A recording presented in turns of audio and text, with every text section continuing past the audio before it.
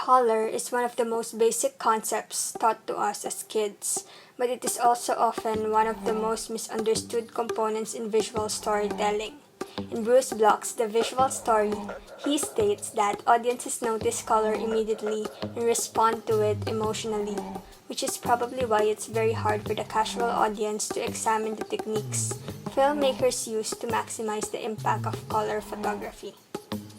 By the end of this video, we hope to learn how to organize and control color in the video photography of film. To do that, I'm going to divide this video into three parts, that is, the basics, the techniques, and the work.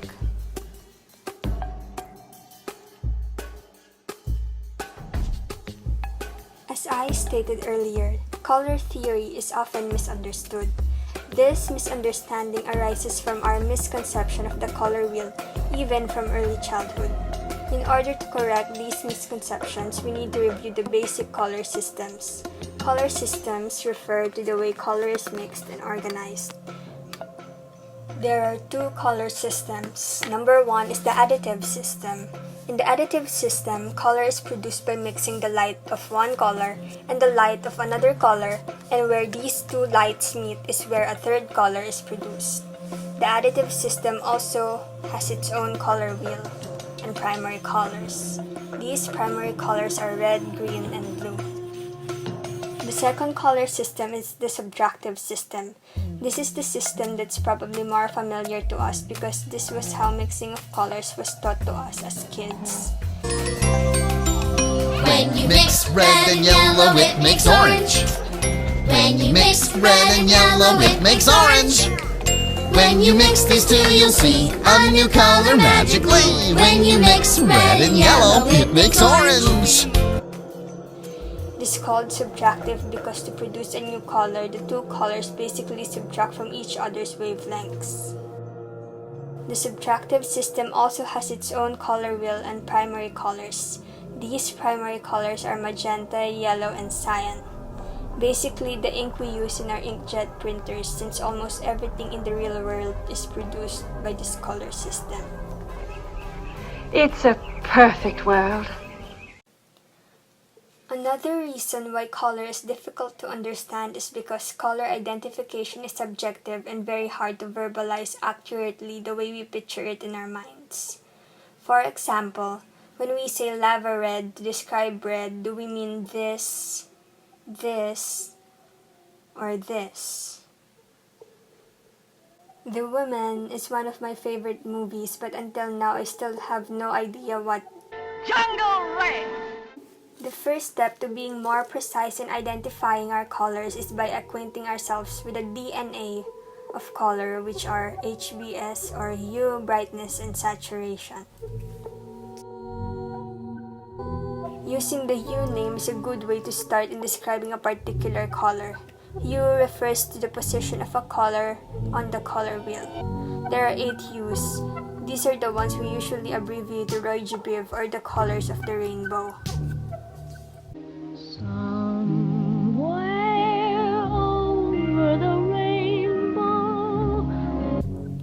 Relatively, brightness refers to the addition of black and white to a particular hue.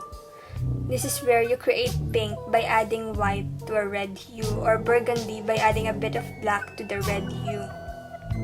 On the other hand, saturation refers to the purity of a hue, or the absence of another hue. A saturated yellow means the color is 100% yellow, and there are no other hues present in it. A color will begin to desaturate once you add its complementary or opposite hues based on the color wheel.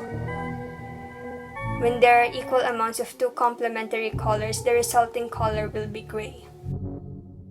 Now that we've familiarized ourselves with these properties of colors, now let's see how they can be utilized in film.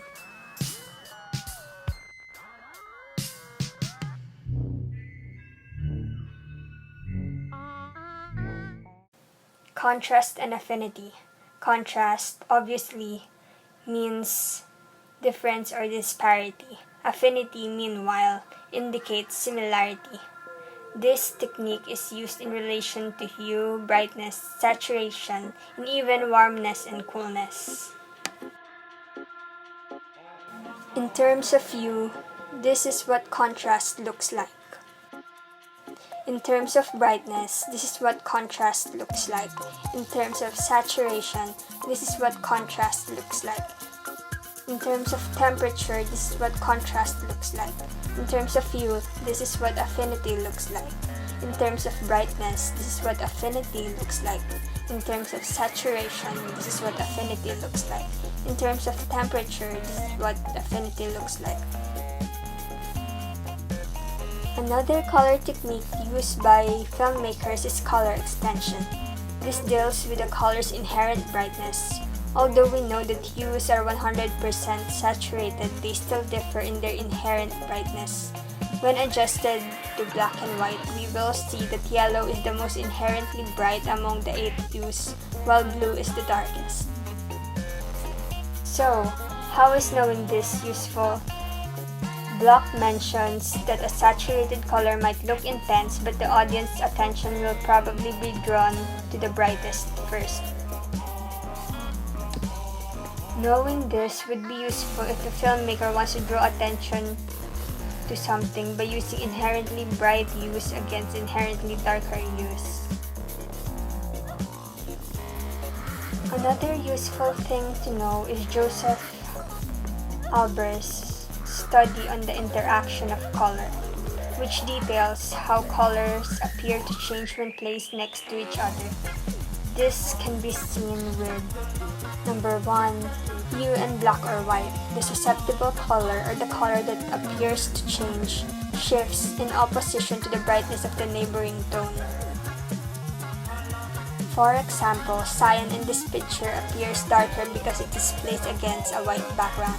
Conversely, in this picture, cyan appears brighter because it is placed against a dark background. Number 2, complementary colors. The second type of color interaction involves complementary colors, or the opposing colors in the color wheel. This interaction simply states that when placed next to each other, the saturation of complementary colors both look saturated. We can clearly see this in Wes Anderson's The Royal Tenenbaums. In this scene, he used cyan extensively in the background so that when we see the bloods red, it will have a highly saturated effect. This is an example of simultaneous contrast because both cyan and red are present in the same scene at the same time. This interaction among colors was also utilized by a BBC show called Utopia to achieve a highly saturated look. The first series is coloured according to a Technicolor palette from the sort of 1940s and 50s. It's got a yellow, cyan, magenta colour palette as opposed to red, green and blue. It's the opposite of what you'd normally expect. Another important interaction to take note of is that of analogous colors, or the neighboring colors in the color wheel. For example, the color orange. The color orange is between the colors red and yellow in the color wheel. The interaction just states that if the orange swatch is placed against a red background, it will appear more yellow, and if placed against a yellow background, it will appear more red.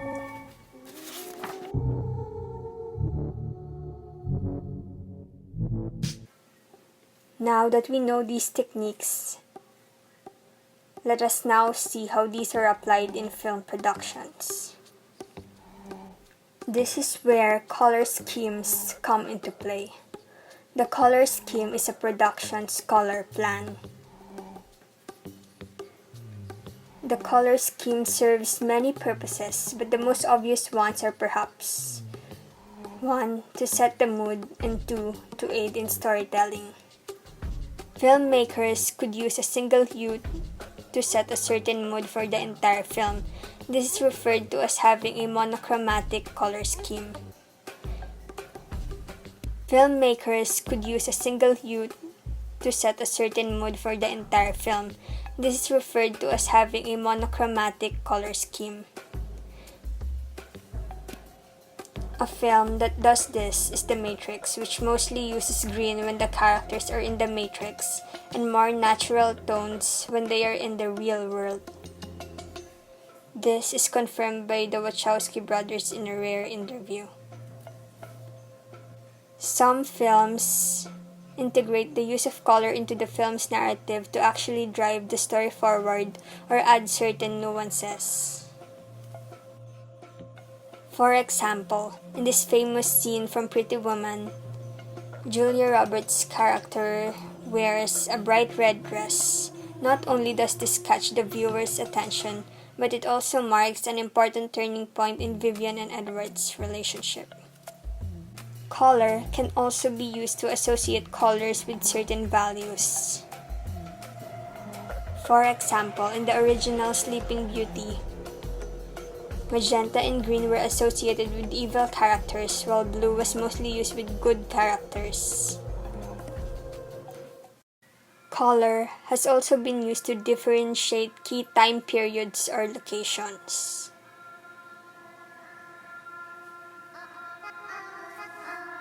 Color schemes are based on hue only, because things get complicated when you add brightness and saturation to the equation. A color script is then used to guide the production staff.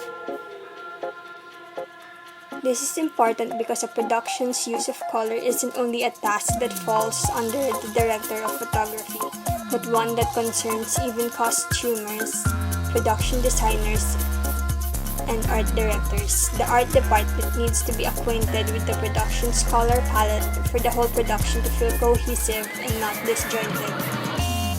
The technical crew also needs to be well acquainted with this as well,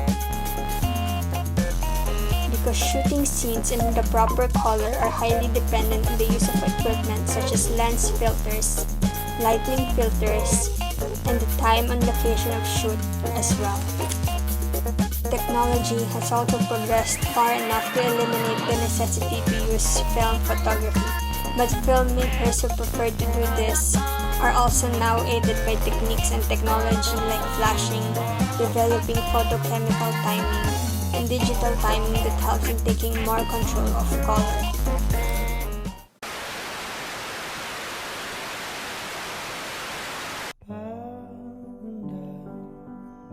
With this information in mind, we realized that while understanding how to use and control color is important, there is also no instruction guide on how to use color. As was previously mentioned, there are no rules when it comes to choosing which color fits a specific mood the best.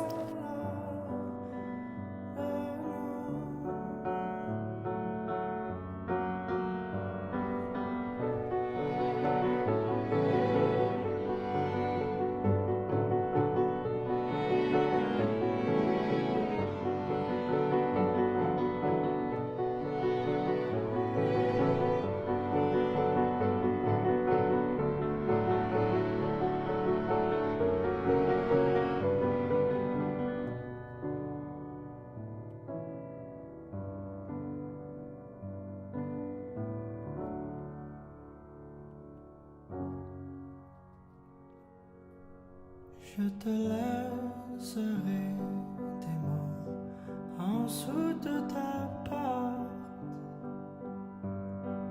en dessous de la mur qui chante tout près de la place où tes pieds partent. Ultimately, it is in the hands of the filmmaker to utilize color in the way he or she sees best. One could go with a conventional approach, or let the imagination run wild with all the possibilities.